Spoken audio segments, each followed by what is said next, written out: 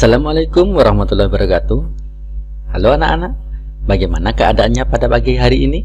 Semoga semua dalam keadaan sehat selalu. Pada kesempatan kali ini, kita akan belajar mengenai tema 3, subtema 3, yaitu tokoh dan penemuan. Pada bagian subtema, kita akan belajar menjadi penemu. Baiklah anak-anak, perubahan yang terjadi di dunia ini karena munculnya penemu-penemu baru. Dari penemuan yang sederhana, kadang-kadang memunculkan sebuah teknologi yang luar biasa. Untuk itu, anak-anak mulai sekarang harus berusaha menjadi penemu.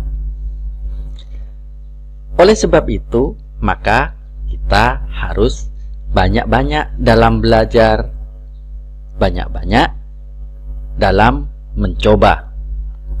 Pada muatan yang pertama, yaitu muatan bahasa Indonesia, mengidentifikasi kosakata baru dalam teks eksplanasi. Apa itu teks eksplanasi? Pada pertemuan sebelumnya kita sudah membahasnya.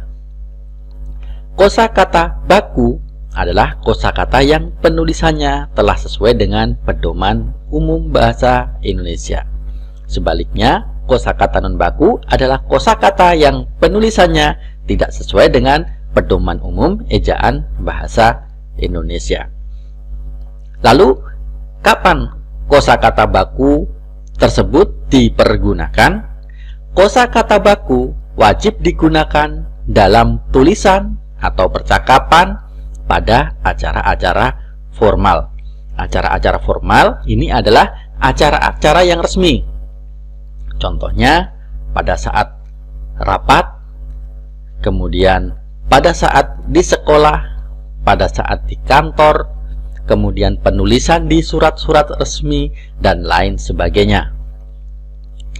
Kosakata non baku boleh saja digunakan dalam bahasa percakapan acara non formal, seperti saat berbicara kepada teman dalam kehidupan sehari-hari. Jadi, kalau kita berbicara dengan teman, kita boleh menggunakan yang non formal. Tetapi apabila kita berada di lingkungan sekolah, di lingkungan perkantoran, di lingkungan masyarakat luas tentunya, yang mana di situ ada orang tua dan lain sebagainya, maka kita sebaiknya menggunakan bahasa yang formal atau bahasa yang sesuai dengan ejaan umum bahasa Indonesia. Mengidentifikasi penggunaan kosakata baku dalam teks eksplanasi. Kemarin kita sudah mengetahui banyak contoh mengenai kosakata baku dan yang tidak baku. Berikut adalah contoh petikan daripada sebuah tulisan. Profesor Dr. Baharudin Yusuf Habibie adalah Presiden ketiga Republik Indonesia. Tentu kalian sudah tahu bahwa Presiden kita yang ketiga adalah Bapak B.J. Habibie, yang menjadi kebanggaan anak bangsa Indonesia. Beliau dilahirkan di Parepare, Sulawesi Selatan, tanggal 25 Juni 1936. Masa kecil Habibie dilalui di Parepare. Sikap hidup disiplin dan kerja keras telah ditunjukkan Habibie sejak kanak-kanak. Ia memiliki semangat tinggi pada ilmu pengetahuan dan teknologi. Jadi, apa yang dicapai oleh Bapak Presiden kita yang ketiga ini berkat hidup disiplin dan kerja keras. Oleh sebab itu, anak-anak harus selalu disiplin dan bekerja keras agar nantinya setelah dewasa bisa berguna untuk bangsa Indonesia. Apalagi kalau anak-anak bisa menjadi seorang penemu seperti Bapak B.J. Habibie ini. Ya. Apa saja yang ditemukan oleh Bapak B.J. Habibie? Ya, Habibie menyumbang berbagai penemuan dan sejumlah teori bidang konstruksi pesawat terbang. Wah, luar biasa anak-anak ya. Konstruksi pesawat terbang. Kita saja naik pesawat terbang jarang-jarang. Ada yang belum pernah malahan ya. beliau justru sudah berkecimpung di bidang konstruksinya. Ya, seperti misalkan Habibie Vector, Habibie Theorem, Habibie Method yang dipakai oleh universitas di seluruh dunia, bahkan yang memakai teorinya adalah profesor-profesor di seluruh dunia. Ia dijuluki sebagai Mr. Crack karena menemukan rumus untuk menghitung cacat badan pesawat terbang. Jadi pada zaman dahulu banyak sekali pesawat-pesawat yang jatuh itu tidak diketahui penyebabnya. Ya, kemudian oleh Bapak B.J. Habibie, presiden kita yang ketiga ini, beliau ternyata menemukan bahwa ada sebuah kecacatan pada pesawat tersebut, yaitu pada bagian sambungan sayapnya, ya, kemudian pada jendelanya, sehingga beliau kemudian setelah menemukan digelari oleh Mr. Crack, ya, atau kerusakan, Bapak kerusakan. Jadi dia menemukan teori-teori kerusakan pada pesawat yang sebelumnya tidak diketahui oleh orang lain. Luar biasa sekali.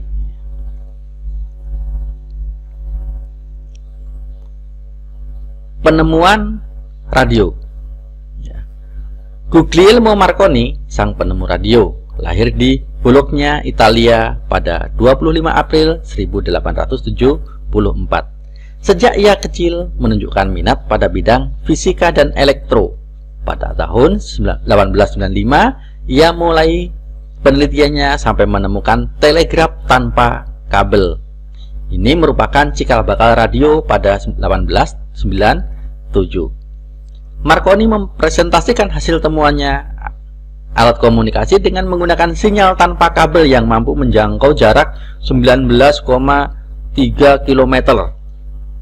Itulah radio yang hingga saat ini dirasakan manfaatnya oleh kita. Bahkan radio ini sekarang sudah dimodifikasi sedemikian rupa sehingga muncullah sebuah alat yang sangat luar biasa yang bernama Android. Bukan cuma 19,3 km saja, bahkan jangkauannya mampu menembus di sudut-sudut dunia. Kita mau berbicara dengan orang Inggris, kita mau berbicara dengan orang Amerika, kita mau berbicara dengan orang Arab pun bisa, ya. Itu semua diawali dengan penemuan kecil, yaitu penemuan gelombang radio. Penemuan ini juga awalnya hanya biasa-biasa saja, anak-anak, ya, tidak langsung luar biasa seperti ini. Penemuan gelombang radio itu pertama hanya biasa saja.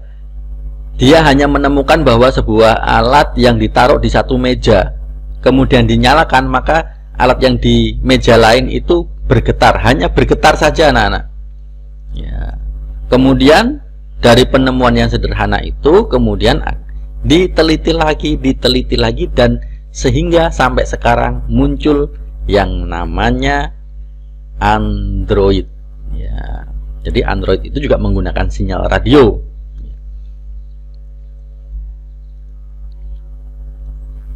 Dari dua contoh atau dua penggalan teks di atas, maka kita dapat melihatnya bahwa teks yang ditulis itu merupakan kalimat yang efektif. Mengapa? Yang pertama, kalimatnya lengkap, logis, masuk akal, singkat, tidak berkepanjangan, dan jelas. Apa yang disampaikan atau ditulis itu dapat dipahami oleh pembacanya.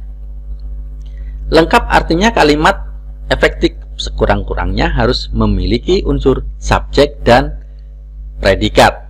Nah, jadi kalau kita lihat tadi kalimat-kalimatnya sangat efektif sekali.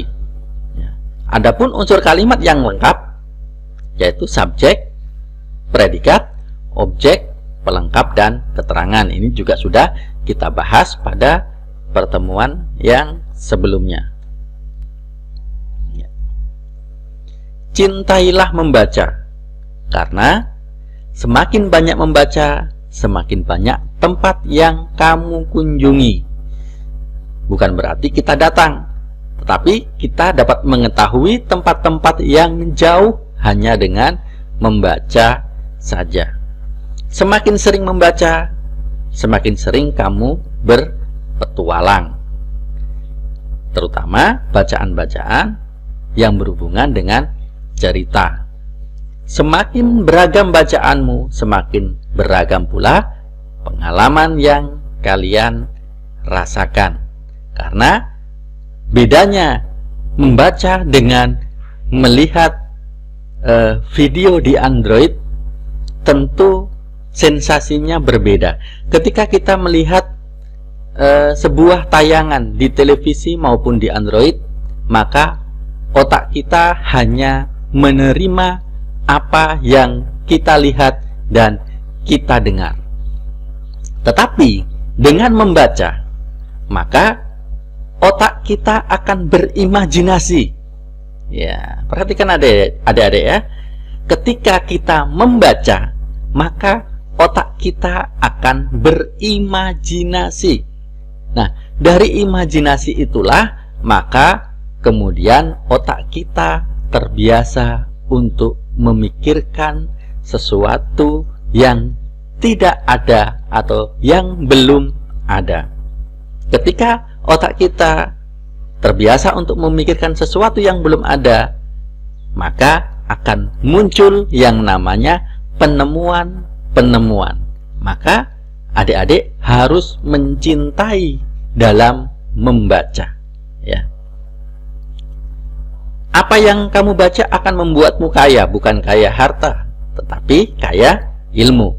Karena apa yang kamu baca akan mengisi dirimu dengan ilmu, menambah jiwamu dengan pengetahuan, dan membuka wawasan cakrawala benakmu seluas-luasnya. Ingat, banyak sekali ilmu-ilmu yang tidak bisa ditampilkan dengan video, tetapi bisa ditampilkan dengan bacaan. Maka kita harus selalu membaca. Peran teknologi dalam perubahan masyarakat di bidang ekonomi. Teknologi mempunyai peran penting dalam perubahan masyarakat. Kemajuan teknologi membawa perubahan pada berbagai bidang kehidupan seperti perubahan masyarakat dalam bidang ekonomi. Perhatikan. Sekarang teknologi pertanian sudah berkembang. Baik itu cara pengolahan lahan maupun jenis-jenis bibit yang dipakai. Tentu bibit padi zaman dahulu dengan bibit padi zaman sekarang berbeda adik-adik. Kalau zaman dulu orang menanam padi panen bisa sampai 6 sampai 7 bulan baru panen. Tetapi dengan adanya teknologi, maka petani bisa panen antara 3 sampai 4 bulan saja.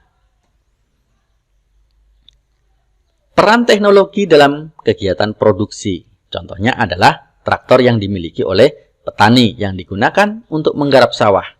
Dengan adanya traktor, maka akan memudahkan kegiatan produksi. Ya.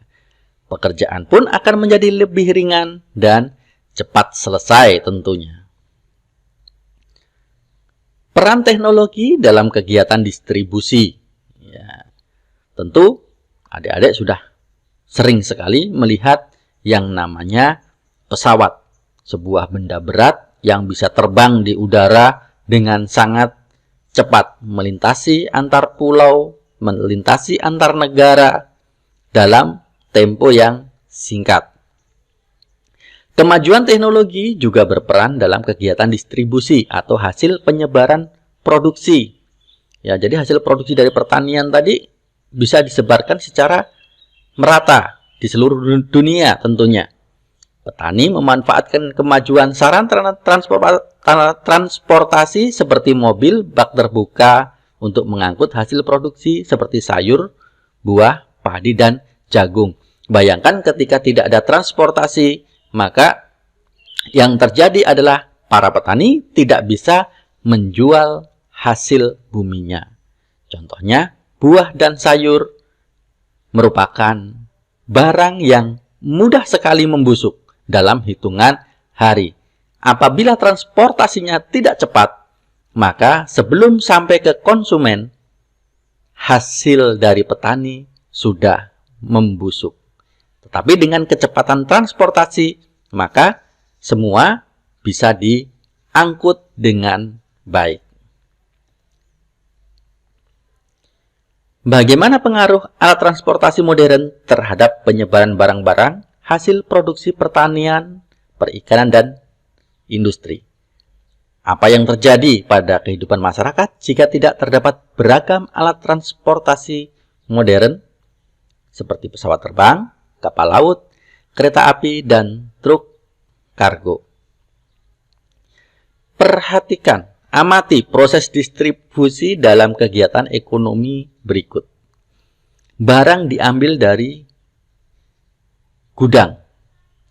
Walaupun sebelum dari gudang, ini sudah terlebih dahulu dari petani tentunya ya, yang dikumpulkan di gudang. Kemudian didistribusikan dengan menggunakan mobil ataupun pesawat, sampailah di tempat penumpukan barang di kota, di seluruh kota, ya, di dunia maupun di Indonesia. Kemudian dibawa lagi ke supermarket atau toko-toko besar, ya, agen-agen. Dari agen baru dibawa ke pasar. Setelah di pasar baru kemudian kita beli. Jadi barang tersebut mempunyai alur yang panjang sekali, mulai dari petani sampai ke gudang. Ini membutuhkan waktu. Apabila ini tidak didukung oleh transportasi yang cepat, maka mustahil barang tersebut sampai di pasar dalam keadaan yang masih baik. Penemuan baru atau teknologi baru seringkali membawa dampak yang besar bagi masyarakat. Penemuan baru tersebut dapat mengubah masyarakat di bidang ekonomi, sosial, dan budaya.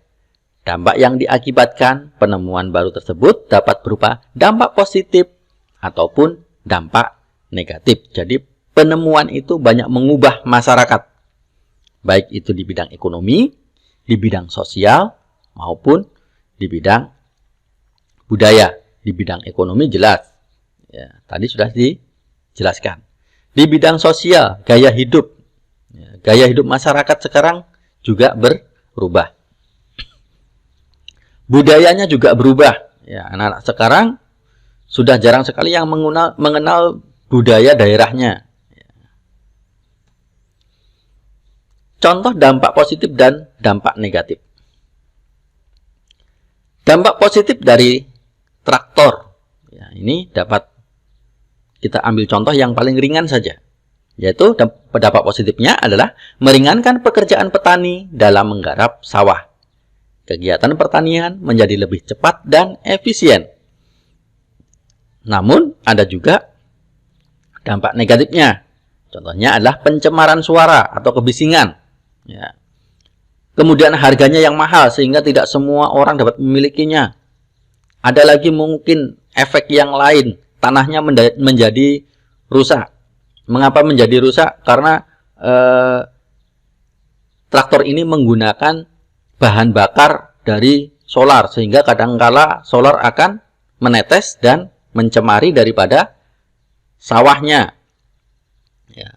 Kemudian roda-roda traktor yang terlalu besar, ya, itu seringkali juga akan menggerus tanah lebih dalam daripada yang dibutuhkan dan lain sebagainya. Tentu ada dampak positifnya, ada dampak negatifnya. Bukan cuma traktor saja, tetapi di semua bidang. Apalagi yang adik-adik pegang yang bernama Android. Tentu banyak sekali positifnya dan tidak kalah banyaknya dengan yang negatifnya.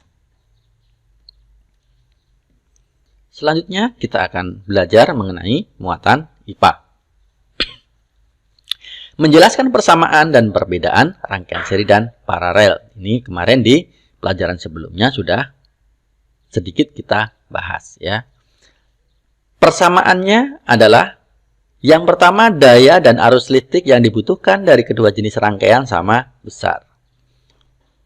Kedua jenis rangkaian dapat digunakan secara bersama-sama. Kedua jenis rangkaian memiliki kesamaan hambatan. Apa itu hambatan listrik? Hambatan listrik artinya kemampuan benda untuk menahan aliran arus listrik. Kemarin di pertemuan sebelumnya sudah kita bahas mengenai hubungan antara voltase, ampere, dan hambatan.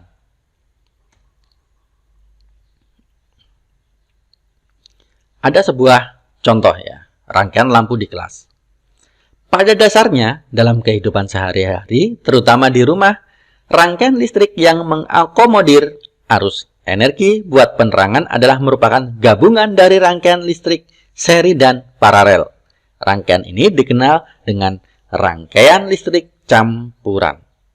Rangkaian paralel akan sangat membantu sekali penghematan biaya listrik karena kita tidak perlu menyalakan semua lampu saat cuaca tidak terlalu gelap. Kita hanya perlu untuk menyalakan lampu sesuai dengan kebutuhannya. Perhatikan di sini ada lampu yang disusun seri. Di sini digambarkan dengan garis yang berwarna merah, dan ada lampu yang disusun secara paralel. Di sini digambarkan dengan garis yang berwarna biru. Kalau kita perhatikan, baterai ini disusun secara seri. Ingat, ketika baterai disusun secara seri, diingat ya, ketika baterai disusun secara seri, maka kuat arusnya atau ampernya itu sama, tetapi voltasenya meningkat. Kalau disusun secara seri, ampernya atau kuat arusnya sama, tetapi voltasenya akan meningkat. Tetapi ketika disusun secara paralel, arusnya akan meningkat, tetapi voltasenya sama untuk baterainya. Ya, perhatikan, mudah-mudahan bisa diingat ya.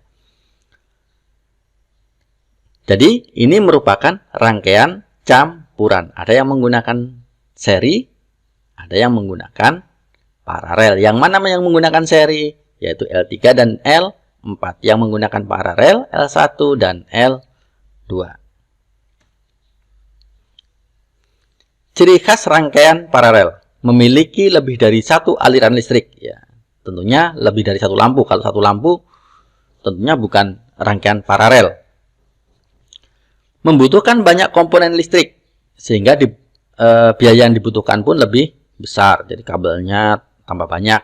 Ya. Kalau ada saklarnya juga tambah banyak. Ya.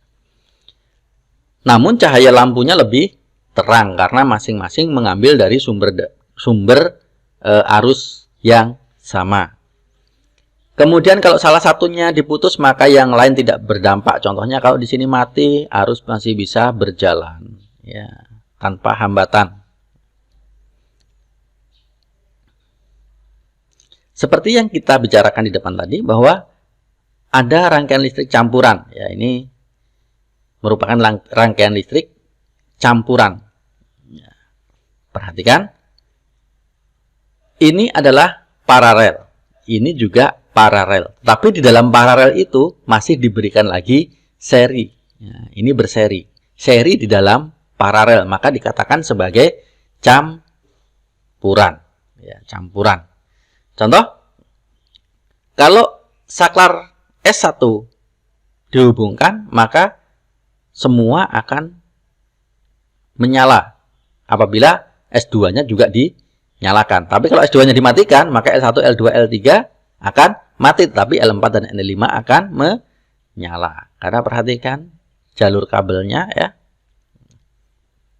Jadi ingat, kalau S1-nya dimatikan, semua ikut mati. Tapi kalau S2-nya yang dimatikan, maka yang mati hanya L1, L2, dan L3. Ya. Menunjukkan sikap tanggung jawab terhadap hak dan kewajiban. Tentu semua tahu apa itu hak. Hak adalah sesuatu yang diperoleh setiap orang sejak lahir. Kewajiban adalah sesuatu yang harus dilakukan dengan penuh rasa tanggung jawab.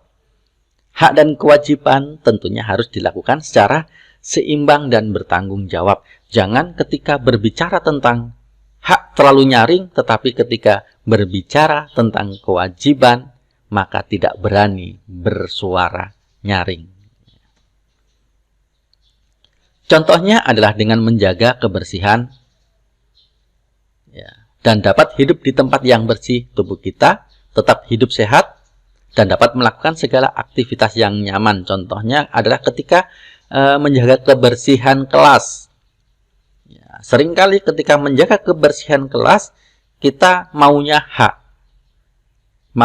tetapi kewajibannya tidak mau dilaksanakan. Ya, ketika waktunya kita piket, kita ogah-ogahan membersihkan, tetapi ketika teman kita yang piket dan kelas kita kotor, kita teriak-teriak. Nah, itu menunjukkan bahwa hak dan kewajiban belum berimbang.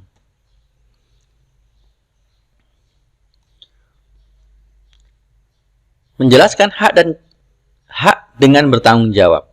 Kita harus melakukan kewajiban di jalan. Contohnya adalah yang ada di jalan.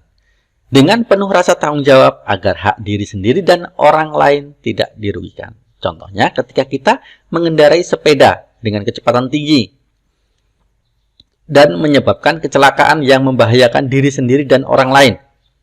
Ingat, kesalahan yang kita buat itu bisa saja membahayakan orang lain, bukan cuma diri sendiri. Hak yang terganggu dalam kejadian ini adalah hak keselamatan di jalan. Jadi setiap anak punya hak keselamatan. Oleh karena itu, kewajiban kita adalah berkendara dengan kecepatan yang sesuai. Ya, jadi supaya haknya terpenuhi, supaya selamat, maka kewajibannya adalah berkendara dengan kecepatan yang sesuai tentunya. Lalu, bagaimana dengan kalian? Apakah kalian sudah melaksanakan hak dan kewajibanmu dengan tanggung jawab saat di jalan? Apa yang perlu diperhatikan? Ya. Yang pertama, hak apa saja yang bisa kalian dapatkan ketika di jalan raya? Tentu hak kita banyak, ya. Hak menggunakan jalan. Ya. Jadi kita berhak menggunakan jalan. Kewajibannya tentu memenuhi semua kewajiban-kewajiban yang disyaratkan. Contohnya kalau adik-adik menggunakan sepeda motor, harus pakai helm tentunya. Spionnya lengkap, lampu-lampu yang dibutuhkan semua menyala dengan baik. Apakah hak yang kamu dapatkan sudah seimbang? Ya. Ini tergantung kepada adik-adik. Ya. Apakah sudah seimbang apa belum? Kalau adik-adik banyak menuntut hak saja, berarti tidak seimbang. Ya. Apa manfaat dari melaksanakan hak dan kewajiban secara bertanggung jawab? Tentu manfaatnya sangat banyak. Antara lain, terpenuhinya keselamatan di perjalanan, ya. Terpenuhinya ketertiban di jalan dan lain sebagainya. Hal yang masih perlu kalian perbaiki dalam melaksanakan hak dan kewajiban dengan tanggung jawab tentu masih banyak sekali. Kalau kita perhatikan, banyak sekali anak-anak yang ketika mengendarai kendaraannya itu memacu kendaraannya dengan kecepatan yang sangat tinggi. Tentu itu bukan perbuatan yang bertanggung jawab. Rambu lalu lintas merupakan penerapan contoh hak dan kewajiban. Ya. Lampu lalu lintas, ada merah, ada kuning, ada hijau. Apabila kita sudah mentaatinya, berarti kita sudah termasuk melaksanakan kewajibannya. Baiklah adik-adik, di penghujung pertemuan kita kali ini seperti biasa kita akan membacakan sebuah pantun yang dapat menginspirasi kita semua. Kapal pinisi pergi berlayar, bila senja akan menepi. Manfaatkan teknologi untuk belajar, agar tidak menyesal nanti. Sampai jumpa adik-adik. Wassalamualaikum warahmatullahi wabarakatuh.